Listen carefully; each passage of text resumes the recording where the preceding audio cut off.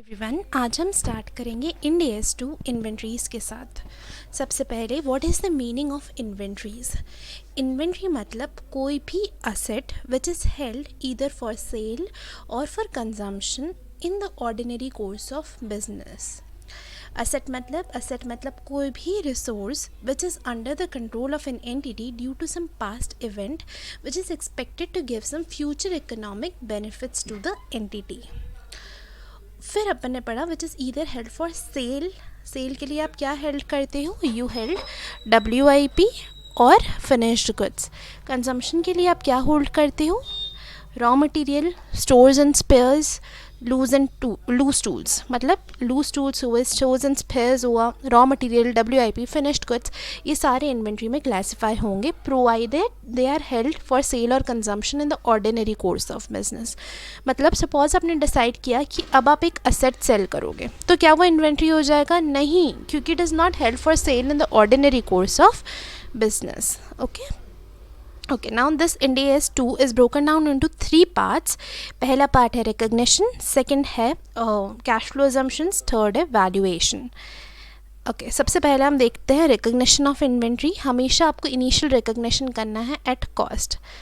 अगर आपने inventory purchase की है तो क्या इंक्लूड हो जाएगा? Purchase price plus non refundable taxes plus directly attributable expenses that are ready to bring the asset to the location and condition as intended by the management, और less हो जाएगा trade discount. ये आ जाएगी आपकी cost of a purchased asset. लेकिन suppose अगर आपने asset manufacture किया है तो डायरेक्ट मटेरियल की कॉस्ट, डायरेक्ट लेबर की कॉस्ट प्लस प्रोडक्शन ओवरहेड की कॉस्ट। याद रहे, सिर्फ आपको प्रोडक्शन ओवरहेड्स लेने हैं, आपको selling and distribution overheads, administrative overheads आपको ये सब नहीं लेने हैं। ओके, प्रोडक्शन ओवरहेड कोई भी नेचर के हो, फिक्स्ड या वेरिएबल, आपको इंक्लूड करने हैं। प्लस बोरोइंग कॉस्ट अगर आपकी inventory is a qualifying asset, ये आ जाएगी आपकी cost of a manufactured asset. Okay, next is क्या क्या चीज़ें आप इंक्लूड नहीं करते हो इन द कॉस्ट ऑफ इन्वेंट्री। जैसे हमने बात करी selling and distribution overhead, admin overhead. Okay, साथ में अब नॉर्मल लॉस भी आप इंक्लूड नहीं करते हो। Normal loss is included in the cost but अब नॉर्मल लॉस इज नॉट। आप स्टोरेज कॉस्ट भी इंक्लूड नहीं करते हो। क्यों? क्योंकि inventory is ready for use, उसके बाद आप स्टोर कर रहे हो, राइट? स्टोर करने से आपको कोई वैल्यू बढ़ नहीं जाती है। But if it is necessary to bring the asset to the location and condition as intended by the management, तब आपको ऐड करना पड़ जाएगा, राइट? उसके बाद है नॉर्मल लॉस एंड अब नॉर्मल लॉस की काउंटिंग कैसी होती है। नॉर्मल लॉस से आप कॉस्ट पर यूनिट इन्फ्लेट कर लेते हो, राइट? बट अब नॉर्मल लॉस कहाँ पर जाता है? अब नॉर्मल लॉस डायरेक्टली जाता है P&L में। एक second, this will directly go to the P&L। अगर आपको इन्वेंट्री की cost per unit find out करनी है तो आप कैसे फाइंड आउट करोगे? Total cost divided by normal units और actual units, right? Okay, next is आपने जो हमने इंक्लूड करा था fix production overheads in the cost per unit. लेकिन आप पर यूनिट कैसे निकालोगे फिक्स्ड कॉस्ट को? तो इसमें लिखा है total budgeted overheads divided by normal output और actual output whichever is higher. Generally अपन कॉस्टिंग में नॉर्मल यूनिट्स लेते हैं, बट यहाँ पर हम नॉर्मल गेन रिकॉग्नाइज नहीं करते हैं, इसलिए अपन डिवाइड करते हैं नॉर्मल यूनिट्स और actual units whichever is higher. ठीक है, नेक्स्ट कंसेप्ट आता है joint product and by product. What do you mean by by product? By product वो प्रोडक्ट होते हैं जो कि मैन्युफैक्चरिंग प्रोसेस से निकल जाते हैं।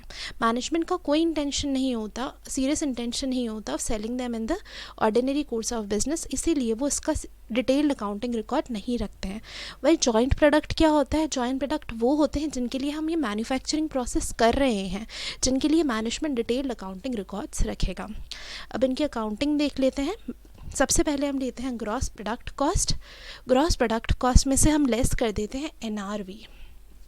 ग्रॉस प्रोडक्ट कॉस्ट में से हम लेस कर देते हैं NRV ऑफ बाय प्रोडक्ट। अब अपना आ जाता है joint net product cost. Net product cost has to be allocated between the joint products in the ratio of sales value at the point of split off. अब आप sales value कैसे निकालोगे? Quantity produced into sales price per unit, right? याद रहे, आपको quantity produced लेना है, quantity sold नहीं लेना है। Okay, we are done with the first part of the chapter. Second है cost flow assumptions. अब आपको देखना है कि आपकी इन्वेंट्री इंटरचेंजेबल है या नॉट इंटरचेंजेबल है। If your inventory is not interchangeable तब आपको यूज़ करना है specific identification method. Specific identification method मतलब जो आप इन्वेंट्री सेल कर रहे हो आपको उसी की कॉस्ट लेनी है, मतलब आपको 1-to-1 बेसिस पे मैचिंग करनी है, राइट।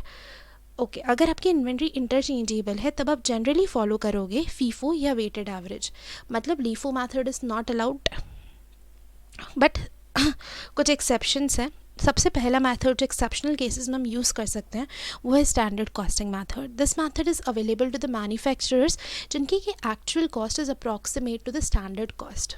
दूसरा मेथड है रिटेल सेल्स मेथड, ये मेथड उन लोगों को अवेलेबल होता है जो मल्टीपल प्रोडक्ट सेल करते हैं एंड वो हर एक कैटेगरी के लिए अलग अलग मेथड फॉलो नहीं कर सकते हैं। इस कैटेगरी के लिए फीफो फॉलो कर लिया, इस वाले प्रोडक्ट के लिए वेटेड एवरेज फॉलो कर दिया, ये बहुत कॉम्प्लिकेटेड हो जाता है। इसलिए वो क्या बोलते हैं, हमारी इस प्रोडक्ट की सेल्स प्राइस इतनी है, हम इस पर इतना जनरली मार्जिन अर्न कर लेते हैं, तो रिवर्स कैलकुलेशन से वो कॉस्ट कैलकुलेट कर लेते हैं, राइट।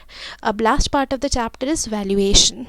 हम फिनिश्ड गुड्स और WIP को वैल्यू करते हैं एट कॉस्ट और NRV which ever is lower. Finished goods की अपने पास कॉस्ट भी होगी, NRV भी होगी। WIP के केस में आपके पास कॉस्ट होगी लेकिन आपके पास NRV नहीं होगी, तो आपको WIP की NRV कैसे कैलकुलेट करनी है, you need to take estimated selling price of finished goods, उसमें से आप लेस करोगे एस्टिमेटेड कॉस्ट ऑफ कंप्लीशन और लेस करोगे एस्टिमेटेड सेलिंग एक्सपेंस, ये आपकी आ जाएगी NRV of WIP, right. Okay अब रॉ मटेरियल का वैल्यूएशन थोड़ा अलग है। रॉ मटेरियल का वैल्यूएशन बोलता है आप फिनिश्ड गुड्स की कॉस्ट और NRV देखो, अगर आपकी फिनिश्ड गुड्स की cost is greater than NRV, अगर आपकी फिनिश गुड्स की cost is greater than NRV तब आपको क्या लगता है, आपको लॉस होगा, इसलिए आप सोचोगे चलो मैं फिनिश्ड गुड्स नहीं बनाती हूँ और इसके लिए आप सोचते हो अपना रॉ मटेरियल मैं डायरेक्टली सेल कर दूँगा, राइट। अब आप रॉ मटेरियल सेल करने वाले हो इसलिए आपको उसे वैल्यू करना पड़ेगा कॉस्ट और NRV which ever is lower. But raw material के केस में आपके पास NRV नहीं होती है, क्यों? क्योंकि आप in the ordinary course of business raw material sale नहीं करते हो, बट आप in the ordinary course of business raw material purchase तो करते हो, इसलिए आपके पास परचेस प्राइस तो होगी, राइट। उसी परचेस प्राइस को हम रिप्लेसमेंट कॉस्ट बोलते हैं। तो raw material has to be valued at cost or replacement cost whichever is lower if your cost of finished goods is greater than the NRV of the finished goods, okay। लेकिन अगर आपके finished goods की cost कम है और NRV ज़्यादा है तब तो आप finished goods बनाओगे, आप raw material consume करोगे, इसलिए आपको raw material इस केस में वैल्यू करना पड़ेगा at cost only। Done। Next part is subsequent reassessment of NRV, okay। Suppose आपकी cost was greater than NRV तो आपने राइट ऑफ कर लिया होगा, राइट। नेक्स्ट ईयर आपकी इन्वेंट्री अभी भी अनसोल्ड थी एंड उसकी NRV बढ़ गई, तब क्या आप वो लॉस जो आपने पहले राइट ऑफ करा था आप उसे रिवर्स कर सकते हो? हाँ जी, आप बिल्कुल कर सकते हो, but the value of inventory after reversal should be lower of cost और NRV, राइट। एक एग्जाम्पल ले लेते हैं। सपोज आपकी कॉस्ट ऑफ इन्वेंट्री है 100 एंड आपकी NRV आ रही 80, अब आप राइट ऑफ कर लोगे 20 एंड ये P&L में लॉस डाल दोगे, नेक्स्ट ईयर आपकी NRV हो गई 105, तब आप मैक्सिमम बैलेंस कितना रख सकते हो इन्वेंट्री का, cost and NRV which ever is lower that is 100 और 105 विच एवर इज़ लोअर, मतलब maximum balance of inventory can be 100। तो आप कितना वापस से रिवर्स कर सकते हो, 80 to 100 that is 20 rupees can be reversed, okay। Now we are done with this chapter. Thank you.